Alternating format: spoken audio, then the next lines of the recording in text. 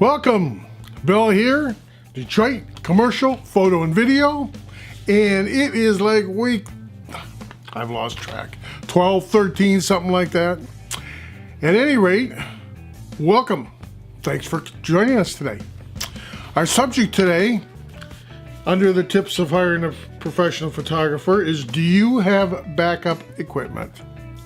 Folks, that's huge. And we're going to get into it in just 2 seconds.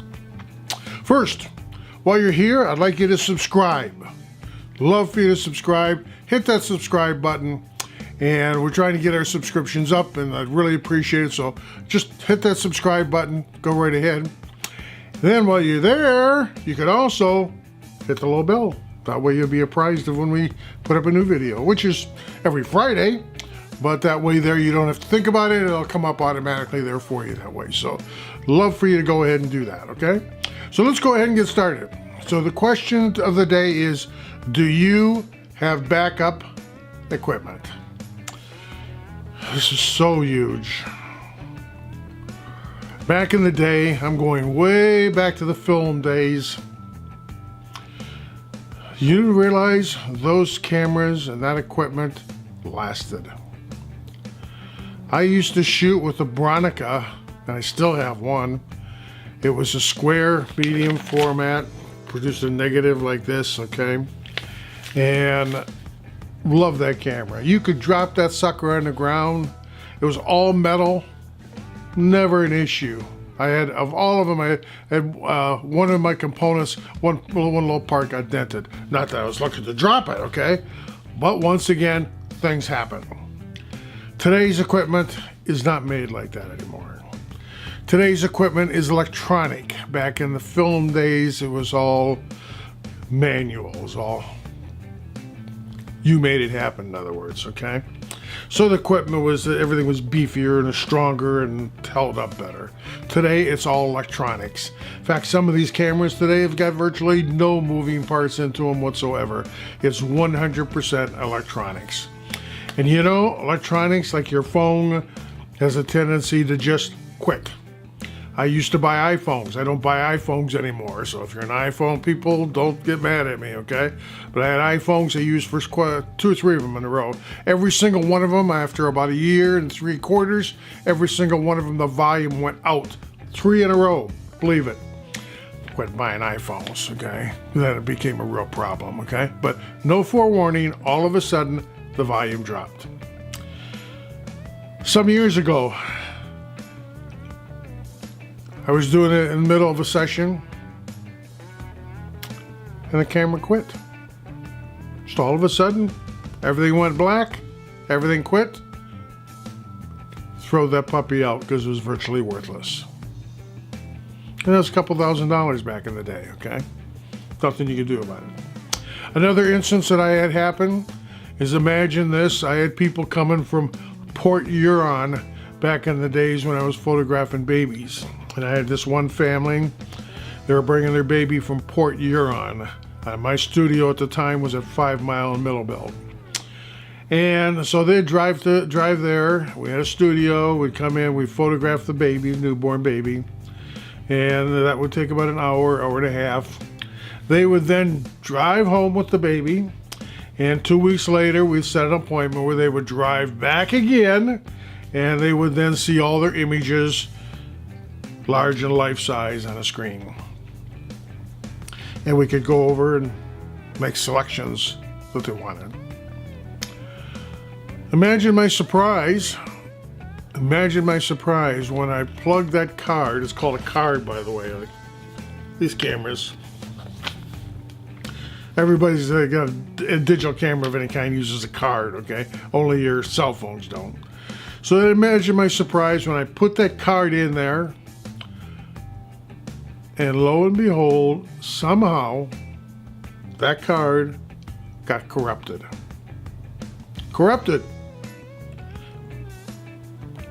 Worked the day before. Today, all of a sudden in the session, it quit working. Whatever reason, it was corrupted. I lucked out. I was able to get some special software and was able to retrieve, fortunately, most of the images that I had in that card. Not all of them, but most of them. But it was enough to be able to show the people their photographs when they came back in 2 weeks. And obviously I threw the card out afterwards. So my point is the electronics today. You can't depend upon electronics because when it dies, it dies.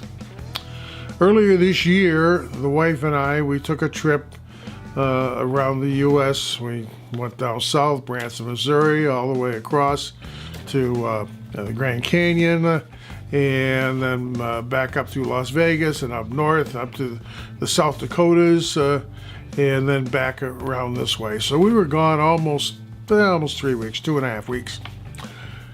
At any rate, before I left on this trip, I brought the car into the dealership and I had a complete workup on this thing. I had everything done from soup to nuts that could possibly happen because I didn't want to get that far away from home and have something go wrong with the car. Cost me $900 to get the car out of the dealership. First day out, all of a sudden the light comes on, engine light comes on. I had no clue, so we pulled over, spent the night at a motel. Next morning, got up and went to a Chevy dealer because I have a Chevy. And they ran these diagnostics on it, and lo and behold, one of the computers in the car died. Just all of a sudden, died. Once again, that's your electronics. So I called the Chevrolet dealer where they had the work done up here and told him, and I'm screaming, I am hot, okay? Sorry, Mr. Abram, it's electronics. We have got no control. When it quits, it quits. That's it. So that's what I'm saying to you, is if you're hiring a photographer, if it be for a wedding, if it be for food, if it be for products, if it be for most anything, okay, you better make sure that the fellow is bringing in added additional equipment. With my video camera that I'm recording this on, I have 2 audio recorders going at all times when I'm doing video. Always. 2. The reason I have 2 is because I had an experience some months ago in doing it that I only had 1 recorder, and for whatever reason the audio didn't take. I had to reshoot the whole thing all over again. So always I use 2 recorders, always. Once again, you always need to have backup. So a question that you should, I mean you really should, I'm saying this as your friend, as your father, whatever you want to call it, but ask that photographer if he has backup equipment for the shoot. By backup equipment, I'm talking about second cameras or third. I carry 3 in most events. If he has extra discs, if he has extra lenses, okay? What happens if he breaks a lens, okay? Are you screwed? If he drops the camera, are you screwed, okay? Where are you at? You need to know how much backup equipment this fellow is carrying. And I'm really sorry to say it, but a lot of the young photographers today, they're lucky to have the camera they're shooting with. They have to scrape together the money for that. Because cameras can range up, you know. It's not hard to spend $3,500 for a camera. In fact, I looked at one here not long ago, which I wouldn't do it a million years. But ready for this? $45,000. Okay, all right. Beautiful camera.